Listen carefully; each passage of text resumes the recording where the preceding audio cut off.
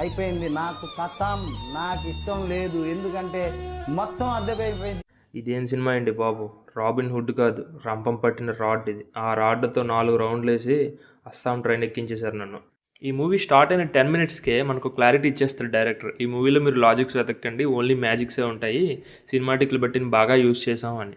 లేకపోతే ఏంటండి, 12 సంవత్సరాలు, 13 సంవత్సరాల పిల్లోడు రాబరీ చేయడం ఏంటండి మూవీలో? పోనీ ఆ విషయం పక్కన పెట్టండి. ముసలోడైనా, చిన్న పిల్లోడైనా సరే రాబరీస్ చేస్తే సినిమాటిక్‌లు బట్టని తీసుకుంటారు. కాకపోతే ఇక్కడ ఇష్యూ ఏంటంటే, మూవీ ఇంటర్వెల్ వరకు ఒక టెంపోలో ఎళ్తది. ఇంటర్వెల్ తర్వాత ఏదో రుద్రకొండ, ఉలవకొండ ఒకటి ఎంటర్ అవుతది ఊరు.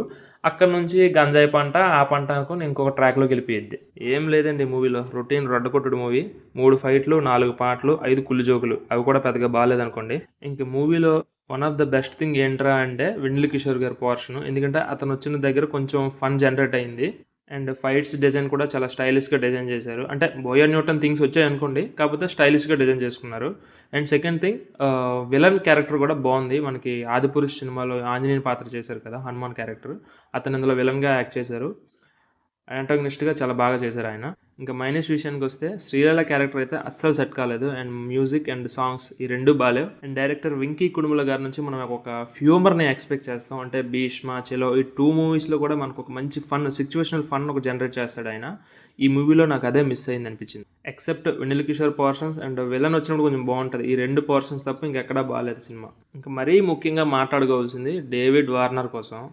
ఎందుకు తెచ్చారండి ఆయన్ని? కేవలం హైప్ కోసం తెచ్చారండి. 'Adhidha surprise' song and David Warner గారి క్యారెక్టరు ఫూల్స్‌ని చేయడానికి తెచ్చారు నిజంగా. అతని మూవీలో ఒకే ఒక షాట్‌లో ఉంటాడు. హెలికాప్టర్ దిగి లాలీపాప్ చీకుతూ వస్తాడు. నిజంగా అతన్ని లాలీపాప్ చేసేసారు ఈ మూవీలో.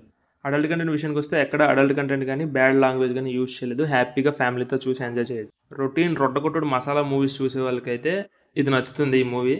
రెస్ట్ ఆఫ్ ద పీపుల్ కంటే నచ్చకపోవచ్చు. And that's it for the review of 'Robin Hood'. Please do subscribe to my channel if you like my content. చూస్తున్నారు కానీ సబ్స్క్రైబ్ చేసుకోవట్లేదు. Please support guys. మీరు కాకపోతే ఎవరు సపోర్ట్ చేస్తారు చెప్పండి.